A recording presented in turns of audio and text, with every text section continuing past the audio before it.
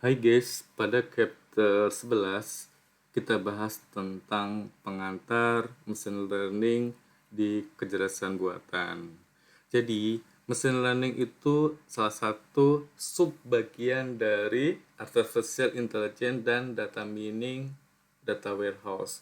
Jadi, di machine learning itu membutuhkan dua ya guys, cabang ilmu itu kecerdasan buatan dan data mining. Oke, berikut pengantar dari machine learning. Jadi, machine learning itu merupakan metode teknik yang paling banyak dikembangkan saat ini. Jadi nanti habis machine learning kita bahas tentang deep learning. Terus hal ini karena machine learning merupakan salah satu aplikasi kecerdasan buatan yang dapat menirukan perilaku manusia untuk mengambil keputusan. Jadi di sini machine learning itu istilahnya seolah-olah itu bisa berperilaku seperti manusia. Di dalam machine learning itu nanti ada deep learning, itu kita bahas lebih lanjut lagi metodenya. Jadi istilahnya di machine learning itu cara kerja otak manusia itu kita tiru menggunakan salah satu jaringan saraf tiruan atau artificial neural network. Terus apa itu machine learning? Metode analisis data yang mengotomatisasi pembuatan model analitik. Jadi di sini merupakan bagian dari cabang ilmu kecerdasan buatan dan data mining. Itu bagian dua itu saling melengkapi antara satu dan lainnya. Jadi di dalam machine learning itu fokusnya itu adalah bagaimana mengenali secara otomatis pola kompleks. Istilahnya ini membuat keputusan cerdas berdasarkan data. Datanya itu nanti diambil dari data mining. Jadi istilahnya itu memiliki sistem bukan mesin yang bersifat harfiah. Contoh machine learning itu salah satu itu pengenalan wajah, itu terus aplikasi asisten pribadi seperti Siri, eh, terus chatbot, terus mobil otomatis itu salah satu dari bagian machine learning. Terus apa sih perbedaan antara machine learning dan kecerdasan buatan? Jadi ini merupakan tidak ada perbedaan mau karena machine learning itu bagian dari sub dari artificial intelligence. Terus AI ini mengacu pada prosedur pemrograman komputer.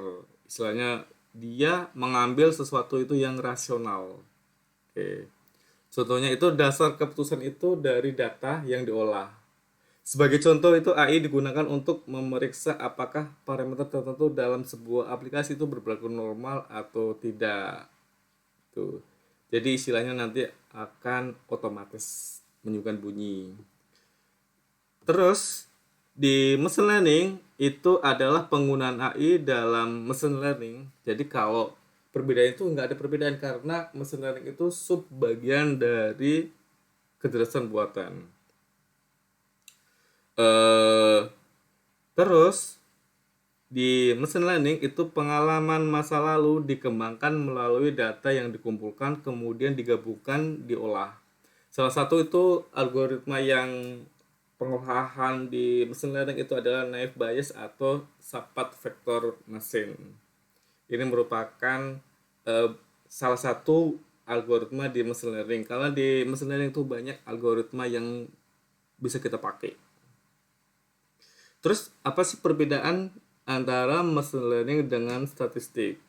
Kalau statistik itu adalah cabang matematika yang memanfaatkan data baik dari keseluruhan populasi atau sampel untuk melakukan analisis dan menyajikan kesimpulan. Sedangkan beberapa teknik statistik digunakan dalam regresi varian standar deviasi untuk probabilitas bersyarat.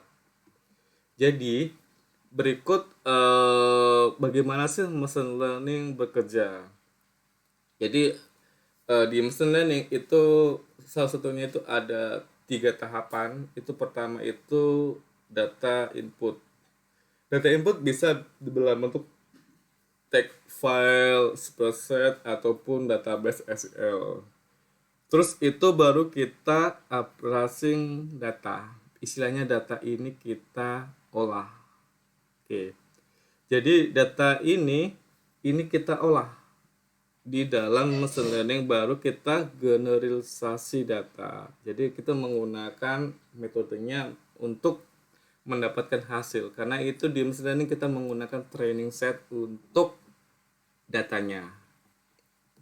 Terus di machine learning itu ada beberapa langkah. Oke, step by step yang bisa dipakai untuk istilahnya mendapatkan data. Pertama itu di machine learning itu bagian kita untuk mengumpulkan data. Istilahnya di sini itu data berupa Excel, Access, file text, text meaning, dan lainnya. Ini membentuk dasar pembelajaran masa depan. Jadi data ini nanti kita olah untuk menghasilkan data masa depan. Jadi contohnya itu kepadatan data itu volume yang relevan. Semakin prospek pembelajaran mesin, semakin datanya banyak, itu semakin untuk istilahnya training mesin learning-nya itu semakin bagus. Terus kita mempersiapkan data. Di sini setiap proses analisis berkembang dengan kualitas data yang kita gunakan. Jadi di sini kita perlu meluangkan waktu untuk menentukan kualitas data, kemudian mengambil langkah-langkah untuk memperbaiki masalah seperti kehilangan data dan lainnya. Terus di machine learning itu melatih sebuah model. Langkah ini istilahnya melibatkan pemilihan algoritma. Apa sih algoritma yang akan kita pakai untuk representasi datanya? Jadi modelnya apa aja untuk kita training data. Untuk istilahnya kelanjutannya itu pengembangan untuk model di dataset. Terus selanjutnya kita mengevaluasi model. Jadi untuk keakuratan data itu bagian kita untuk penggunaan dataset. Di langkah ini kita menentukan ketepatan dalam pemilihan algoritma. Algoritma itu banyak sekali. Bisa juga pakai decision tree, support vector machine, naive Bayes, dan lainnya. Itu mana sih yang kira-kira cocok untuk model data yang contohnya si A. Terus selanjutnya itu kita meningkatkan kinerja. Dalam ini mungkin melibatkan pemilihan model yang berbeda atau memperkenalkan lebih banyak variabel untuk kita meningkatkan efisiensi. Itulah sebabnya dibutuhkan banyak waktu untuk kita mengumpulkan data dan persiapan data di pengolahan menggunakan machine learning. Oke, yang ini machine learning dan AI. Jadi ciri khas dari machine learning adalah proses training, pelatihan ya, itu pembelajaran, training set. Sehingga machine learning itu sangat membutuhkan data untuk dapat dipelajari atau biasanya disebut dengan data training. Jadi machine learning itu biasanya dua ilmu antara artificial intelligence dan data mining itu disatukan. Itu sangat bagus, very good. Terus beberapa proses untuk membangun sebuah sistem machine learning itu pertama kita mengumpulkan data, istilahnya untuk collect datanya. Terus kita untuk mempersiapkan data masukan. Jadi istilahnya untuk prepared input data. Apa sih data-data yang akan kita masukkan? Jadi contohnya saya mau ngambil data dari Twitter tentang COVID-19. Bisa juga, it's no problem. Terus menganalisa data masukan. Data-data masukan ini itu kita analisa. Contohnya data yang tidak diperlukan, kita cleaning data. Terus memperlihatkan keterlibatan manusia. Jadi model-modelnya itu yang bagaimana sih keterlibatan untuk human involvement-nya. Melatih algoritma itu di training algoritma itu setelah algoritma kita tentukan, kita masukkan, kita training set. Terus kita uji algoritma kita menggunakan tes algoritmanya itu menggunakan data. Terus hasilnya itu seperti apa? Terus menggunakan algoritma. Jadi algoritma apa yang akan kita pakai di machine learning. Oke. Terus di sini machine learning tanpa data tidak akan berjalan. It's impossible. Makanya itu data wajib di machine learning karena kita untuk training setnya, untuk pelatihan datanya. Machine learning bukan apa-apa tanpa data. Artinya di sini semua aplikasi machine learning itu membutuhkan data. Oke, jadi bagian tak terpisahkan dari data untuk menghasilkan hasil outputnya. Sebelum aplikasi machine learning bisa bekerja, maka kita membutuhkan data untuk latihan. Jadi training set itu data yang kita pakai untuk uji coba dan tesnya. Jadi istilahnya ada data asli, ada data training set untuk hasilnya. Terus selanjutnya, apa sih algoritma yang ada di machine learning? Oke, di pembelajaran terarah itu ada supervised learning, itu membuat fungsi yang memetakan masukan keluaran yang kita kehendaki. Misalnya ini adalah untuk pelompokan klasifikasi. Jadi algoritma yang belajar berdasarkan sekumpulan contoh untuk pemasangan masuk keluaran itu diiringi dalam jumlah yang cukup besar, itu mengganti contoh-contoh tersebut kemudian menghasilkan sebuah model atau menentukan masukan yang baru menjadi keluaran yang tepat. Salah satu paling sederhana contohnya ini adalah keluaran yang berupa tinggi badan orang tersebut. Jadi algoritma pembelajaran ini melalui contoh mengamati contoh-contoh tersebut dan kemudian mempelajari sebuah fungsi, pada akhirnya dapat memberikan kira-kira sih berdasarkan masukan umur orang tersebut ini berapa kira-kira tinggi badan seseorang. Ini berupa algoritma supervised learning.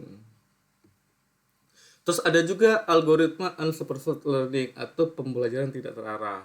Jadi di sini ini memodelkan himpunan masukan seperti untuk penggolongan. Jadi di sini menggunakan clustering.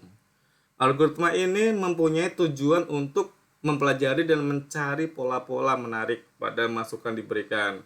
Di sini, meskipun tidak disediakan keluaran yang tepat secara eksplisit, salah satu algoritma unsupervised learning itu paling umum itu adalah untuk pengelompokan atau clustering. Itu kemarin lebih jelas dibahas di mata kuliah data mining.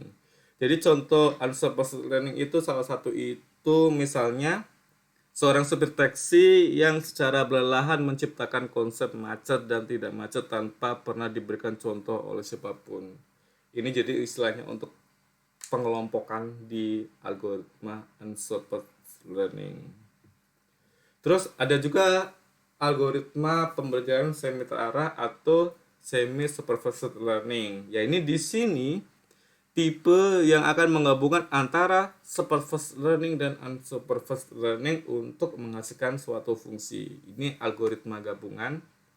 Algoritma ini pembelajaran semi terarah menggabungkan kedua tipe algoritma yang seperti contoh yang sebelumnya, di mana diberikan contoh masukan keluaran yang tepat dalam jumlah sedikit dan sekumpulan masukan yang keluaran belum diketahui, maka membuat sebuah rangkaian kesatuan antara dua tipe algoritma. Jadi ini masing-masing saling menutupi antara algoritma satu dengan yang lainnya. Oke guys, selanjutnya itu reinforcement learning. Jadi di sini itu tipe mengajarkan bagaimana cara bertindak untuk menghadapi suatu masalah yang tindakan itu kira-kira sih apa sih yang mempunyai dampak di training setnya. Oke. Terus selanjutnya itu sebuah algoritma pembelajaran yang diterapkan pada agen cerdas, istilahnya dapat menyesuaikan dengan kondisi di lingkungannya. Apa sih untuk memaksimalkan hasilnya? Terus apa sih feedbacknya? Terus model jalurnya itu di model dari algoritma di machine learning. Terus di machine learning itu ada contoh kita pendekatan. Apa sih kira-kira pendekatan algoritma yang bisa kita pakai? Seperti decision tree atau pohon keputusan. Di sini ini yang seperti kita bahas sebelumnya di data mining, materi sebelumnya itu model keputusan prediktif. Jadi dapat memetakan antara pengamatan sebuah pilihan ke kesimpulan target dari pilihan tersebut. Di Decision Tree itu memiliki pendekatan prediksi menggunakan model statistik atau di data mining. Di sini itu menggunakan perhitungan di node-node atau cabang-cabang daunnya itu untuk mempresentasikan label kelas. Sedangkan di cabang-cabang mempresentasikan selanjutnya itu untuk ke label-label yang ada. Di Decision Tree salah satu pemodelan superstructured learning itu yang paling terkenal itu algoritma C45 untuk klasifikasinya, penghitungannya.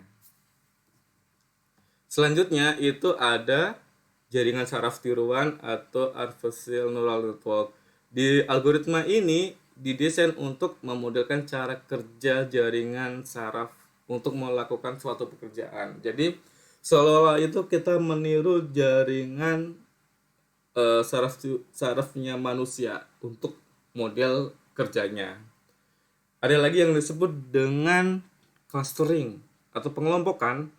Pengelompokan ini merupakan salah satu pembelajaran yang tergolong dalam pembelajaran tidak memerlukan contoh. Jadi di sini menggunakan model unsupervised learning. Salah satunya algoritma pengelompokan ini adalah menerima sekumpulan masukan dan kemudian membuat sebuah pembagian atau kelompok-kelompoknya.